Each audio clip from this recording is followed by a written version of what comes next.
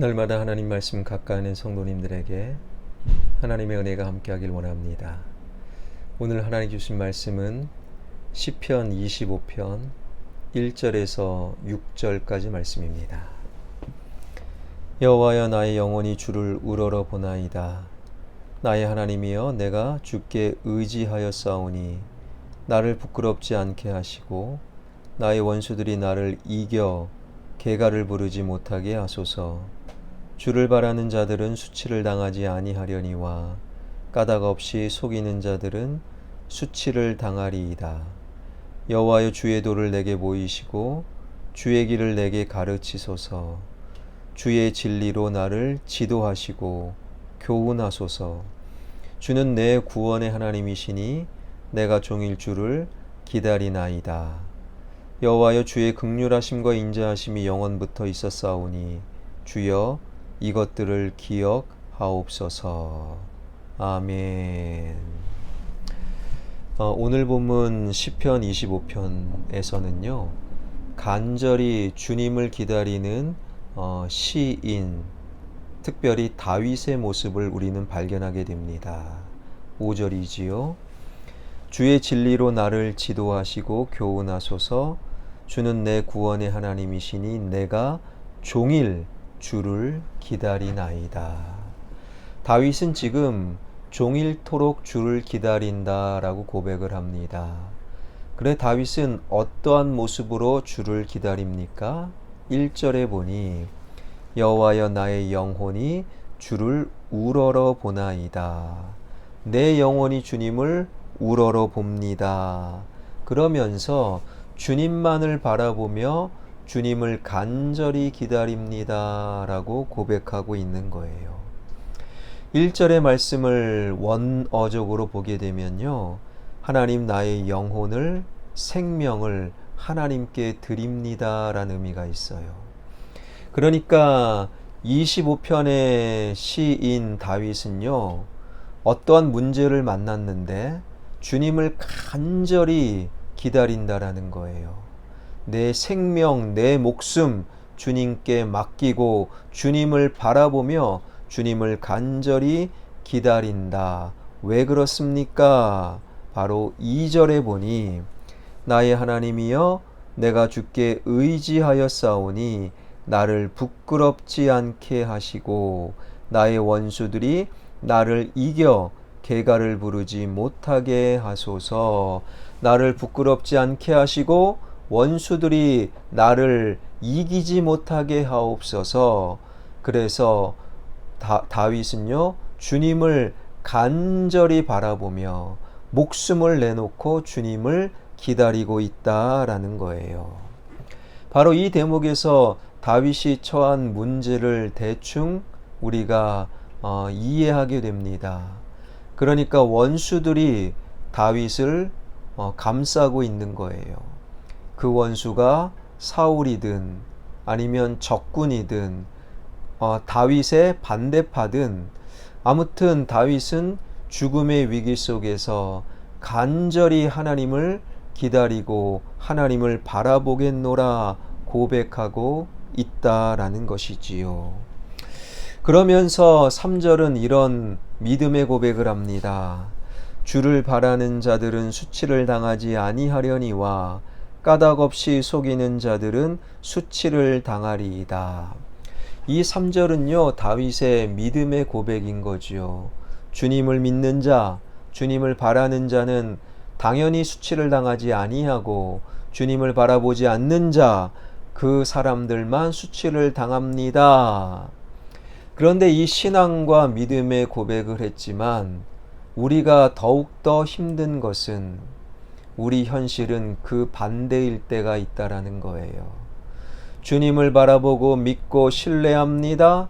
그런데 그런 자들이, 믿음을 가진 자들이 수치를 당하고, 주님을 거부하고 외면하고 거짓과 속임수로 일관하는 자들이 오히려 잘 되는 것이 현실이라는 거예요.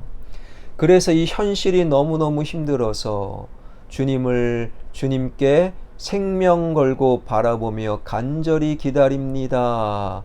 이것이 다윗과 어쩌면 우리의 현실이 아닐까 그런 생각을 해봅니다. 욥은 어떻습니까? 정말로 신앙이 좋은 욥, 그러나 그 많던 재산 다 빼앗기고 아들, 딸, 자녀들 다 죽고 귀한 친구들과 사랑하는 아내마저도 욥에게 등을 돌립니다. 하나님을 잘 믿는 자들이 늘 잘 되는 것은 아니지요. 그래서 욥은 주님을 향해 기도합니다. 주님을 바라봅니다. 그런 욥을 주님께서는 찾아와 주셨다라는 거예요. 나옴이 먹고 살고자 하는 마음으로 이민을 갑니다. 10년 만에 남편 죽고 두 아들들 죽습니다. 그래서 오죽 힘들었으면, 오죽 어려웠으면 나는 나옴이 기쁨이 아니라 이제로부터 마라 괴로움이요 슬픔이라 불러다오. 그런 나오미를 주님께서 찾아와 주셨다라는 거예요. 여러분, 현실은 우리를 속일 수 있어요. 현실에서는 믿는 자가 고통을 당할 때도 있어요.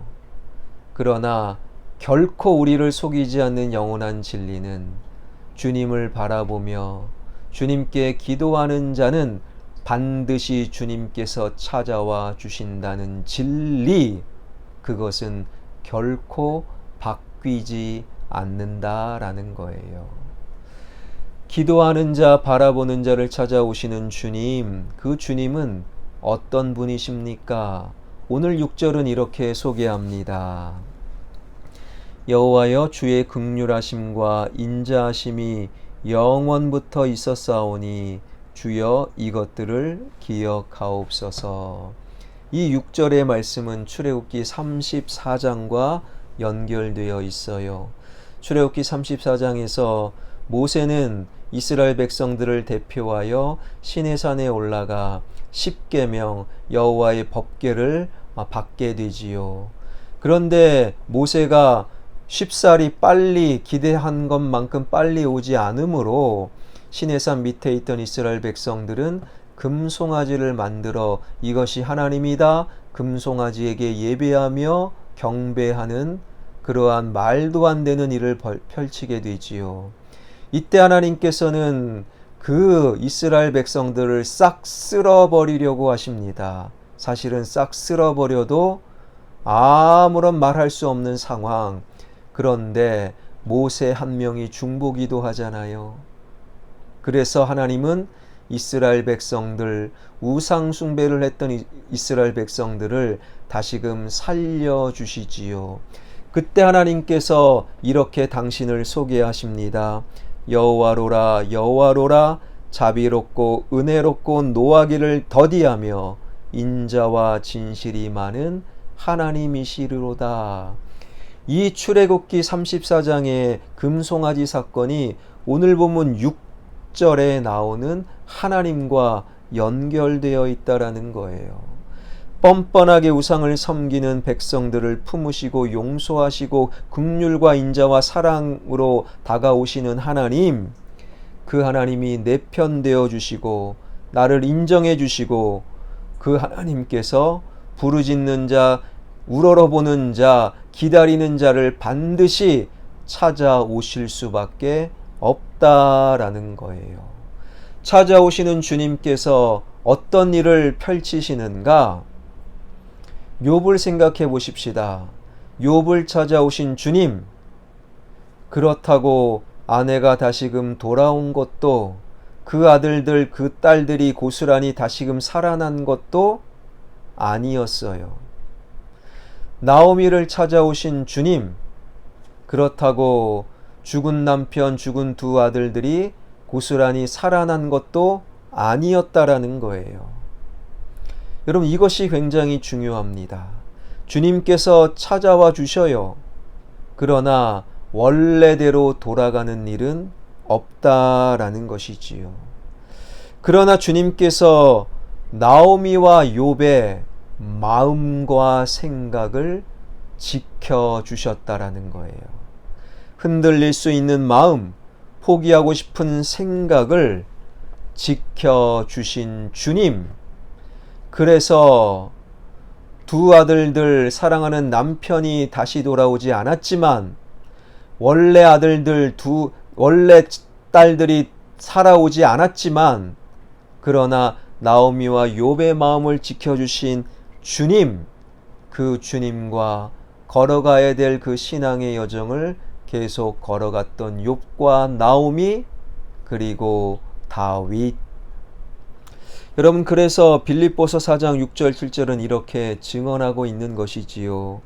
아무것도 염려하지 말고 다만 하나님께 아뢰라. 그리하면 모든 지각에 뛰어난 하나님의 평강이 그리스도 예수 안에서 너희 마음과 생각을 지키시리라. 우리의 염려를 기도의 제목으로 바꾸어서 주님이 찾아오신다면 빼앗겼던 성을 되찾고 죽었던 자녀와 남편이 되살아나고 빼앗겼던 내 자리가 회복된다라고 말씀하지 아니하셔요. 하나님은 마음과 생각을 지켜주실게. 마음과 생각이 흔들리지 않는다면 우리는 다시금 회복할 수 있는 능력이 우리에게 생기기 때문이지요. 주님이 다시 찾아오실 때 우리는 때로는 초월적인 기적을 경험하는 경우가 있어요. 죽어가는 사람이 살아나고 망해가던 사업이 다시 회복되며 전혀 가능성 없어 보이던 자녀가 180도 바뀌는 경우도 덜어 있다라는 거예요. 때로는 나를 괴롭히던 그 인간이 수치를 당하는 영적 복수가 일어날 때도 있다라는 거예요. 그런 일들이 계속 생긴다면 얼마나 우리 마음이 인간적으로 시원하겠습니까? 그러나 아무리 기다리고 기도해도 경제적인 문제가 여전히, 건강의 문제가, 관계의 문제가 여전히, 나의 원수가 여전히 승승장구할 때도 있다라는 거예요. 그럼에도 불구하고 하나님께서는 나의 마음과 생각을 지켜주셔서 원수가 승승장구해도 내 마음 흔들리지 않고, 경제적으로 여전히 어려워도 내 생각, 하나님을 향해 고정되어 있던 내 생각 바뀌지 않는다라는 거예요. 마음과 생각을 지킬 수만 있다면 그것으로 충분할 수 있다라는 것이지요. 인터넷에 글배우라는 닉네임으로 글을 쓰는 사람이 걱정하지 마라 라는 제목의 책으로 출판이 되었습니다. 그 중에 한 대목을 읽어드리면요. 걱정하지 마라. 공부를 많이 하면 공부가 늘고, 운동을 많이 하면 운동이 늘고, 요리를 많이 하면 요리가 늘고, 무언가를 하면 할수록 늘게 된다. 그러니 걱정하지 말라. 더 이상 걱정이 늘지 않도록. 저는 이 글에다가 하나를 더 보태고 싶습니다. 주님을 바라보며 주님을 간절히 기다려라. 그러면 주님께서 나의 마음과 생각을 지켜주신다. 이 말씀을 마음속에 새기며 우리의 상황, 모든 상황 속에서도 주님을 우러러보는 자, 주님을 기도하며 간절히 기다리는 자, 우리 모두가 되길 주님의 이름으로 축원합니다. 기도하겠습니다. 나를 둘러싼 상황과 형편 속에서 주님을 기다리며 주님을 우러러보는 자 되어서 나의 마음과 생각이 이 세상의 흐름에 쫓아가지 않게 하여 주시고, 성급해지지 않게 하여 주시고, 태풍의 눈처럼 진지하게 하여 주시고, 나의 마음과 생각을 지키시는 주님과 더불어 한 걸음 한 걸음 내가 걸어가야 할 그 길을 걸어가는 하나님의 백성들 되게 하여 주옵소서. 화평교회를 세워주신 하나님, 화평교회가 주님의 말씀과 신앙과 믿음과 헌신으로 더욱더 든든히 세워지길 원합니다.